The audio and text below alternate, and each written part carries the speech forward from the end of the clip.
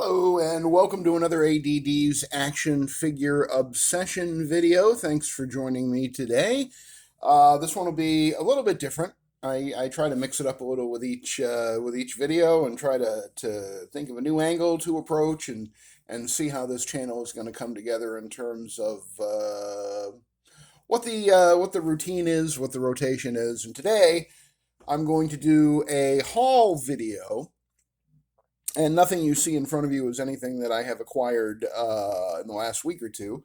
However, yesterday I did go out and hunt down some toys at Target and GameStop. And I feel like there was one other store. Yeah, I can't remember. But anyway, one of them is one of the things that I got yesterday is relevant to the figure that you see in front of you, which is the Justice League McFarlane DC Multiverse Superman from the Justice League movie, which apparently has gotten somewhat pricey over time. I was lucky enough to get it on sale. I don't know if you can make out the price sticker or not. It says $45, and the store that I got it from had it on sale for 20% off the day that I bought it. So, what's that, like $10 off almost? Something like that. Math is not my strong suit. But anyway, so I got that a few weeks ago, and then yesterday I picked up at Target the False God DC Multiverse Superman, which is the exact same figure.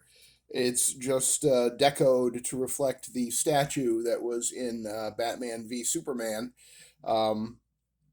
And now I'm kind of torn because I really like both these figures. I like how they look in the package, which is always trouble.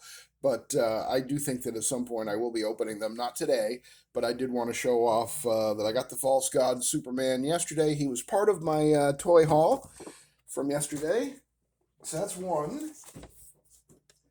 And none of these were actually what I was looking for, I should note. I was hoping to find the Marvel Legends Retro Kane from the newest Spider-Man Retro Wave, and I was also hoping to find the McFarlane Power Girl. Power Girl's been a favorite character of mine since like 1977 or 76, whenever she debuted. The artist that created her look and her costume, Wallace Wood, has always been one of my favorite comic book artists. And that look for Power Girl, that original look that he created, I have a great deal of nostalgia for that. And although the figure looks like it's a little bit too tall and maybe slightly too modern looking for my taste, it is close enough to her original appearance in All-Star Comics that I am excited about the figure and that I hope I can find it. Speaking of things that I hoped I could find, you see here the Mirage Comics Eastman and Laird's Teenage Mutant Ninja Turtles Leonardo figure. Let's see if I can get that shine off of them. There we go. And this Leonardo is very, very nice looking. I love the color on him. I love the design of him. I have no nostalgia for Teenage Mutant Ninja Turtles. I never read the comics when they were new, and I never watched the cartoon, but I have a great deal of admiration for what NECA has done with this franchise and some amazing looking figures. I love the last Ronin series. This is my first dip into, I guess, the actual Big Four turtles in their classic look, and this is the look that they had in the Mirage Comics series. It was that late 80s, early 90s, whenever that came out. And the interesting thing about this to me, and I didn't realize this, but I watched a review of this figure last night. A year or two back, I had a 4-pack, a NECA 4-pack of the Turtles in my hands at Target, and it was $150, and it had one of those security hubcaps, strapped to it. And I remember looking at it thinking, boy, these are nice looking figures. But then, I don't know if money was tight or I just wasn't as into the design of the Turtles and NECA's work on them as I am now. But I put that 4-pack back, and I've always regretted it. Well, come to find out, these single-packed figures, of which this is the first that I purchased, I got it yesterday at Target, are the same exact figures that were in that 4-pack. There are some differences. The colors are a little brighter on this one, and as opposed to the original, according to the review that I saw. And also, the original one came with his swords, but he did not come with the bow and arrow. And from the review that I saw, I've got to be cautious with that because the reviewer actually broke the arrow when he was trying to get it onto the bow. So I'm going to be keeping an eye out for the other turtles. Leonardo is just one of the four, so then I got to get Raphael and Michelangelo and who's the other one? Bob. I can never remember all of them, but yeah, if I see the other three, I definitely will get them in the hopes of actually having a complete set of really good-looking turtles.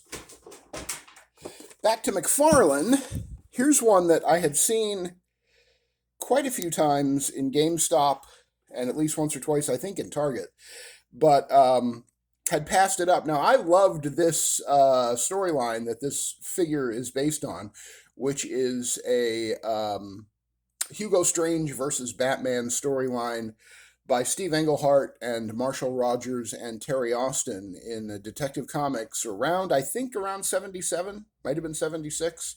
So it's interesting how many figures that I'm interested in come from that era, but that was my prime comic book discovery years when I was around 10 years old.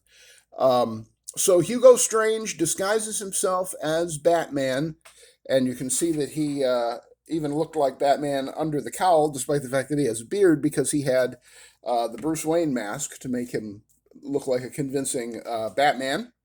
And this represents the moment when he was unmasked and he was revealed to not actually be Batman. And I was very excited to find that yesterday at GameStop, I believe it was. So what else have we got here? I'll save the best for last. These McFarlane Warhammer 40K Gene Stealers have interested me for a while, but the only ones that I've ever actually seen in the store were the, what do they call them, artist editions, the unpainted versions. And being that those are just dull gray plastic, I've never really been able to get too excited about those. So I finally found this Imgarl Gene Stealer, the Tyranids Imgarls Gene Stealer. I'm having a seizure, I think. I found it yesterday at Target in the collector's spot / NECA section, and I've seen it referred to as an army builder pack, and I think it's because there are a few parts that you can swap out and do different things with, so you could have probably 3 or 4 different looks for this guy running around. I wish it had one of the heads from the previous version of this with the open mouth instead of the weird shrimpy stuff hanging from his chin, but still looks like a very good figure, and I'm looking forward to putting it on my monsters shelf. So there's that. One of the other things, actually 2 of the other things that I was looking for and did not find yesterday were the NECA Sesame Street Bert and Ernie. And I know that's kind of crazy that I want those figures so bad, especially being willing to pay $35 each for them. But they just look like they are superbly designed, sculpted, and executed. They were sculpted by sculptor Paul Harding, and they look really, really nice. And I've been looking for them. I think they're just starting to hit now. But I found the next best thing yesterday, which is, and I don't know if these were sculpted by Paul Harding or not, but this is from their Tiny Toons series, and this is Bert and Ernie from Sesame Street, and it's the I'd like to say cheaper one, but this was still $15 each, so $30 investment in these figures, which I think are basically statues. Maybe the heads turn, maybe Ernie might have some arm articulation at his shoulders. I'm not sure, or if those are just lines. It's hard to tell. But they are very, very well done. They look great. They definitely well represent the characters. And I'm not unhappy to have them in my collection. I am just going to be happier if I can find the 6 or 7 inch NECA ones when the time comes. So, move these guys off stage here for a minute. That basically was my toy haul from yesterday. The Sesame Street figures, and then what else? Warhammer, the Gene Stealer, and the Hugo Strange, and Leonardo, and of course the false god Superman. And the only other thing that I bought yesterday related to my collection is this big 280 count snack pack Ziploc bags. And these are great for accessories because they are not too big. They're like half size of the sandwich bags. And it's just enough for, a head and some hands and some effects and some delicious salty pretzels, as you see right there. So these Ziploc snack bags are actually an essential tool in an action figure collection because you just always need to put some accessories away somewhere. So that's going to do it for this ADD's Action Figure Obsession video. That's everything I picked up yesterday related to my collection. And did you pick up anything good this weekend? Let me know in the comments. And please like, comment, and subscribe if you haven't already. And make sure you share the video with anybody who you think might find it of interest. I appreciate you watching, and I'll catch you on the next one.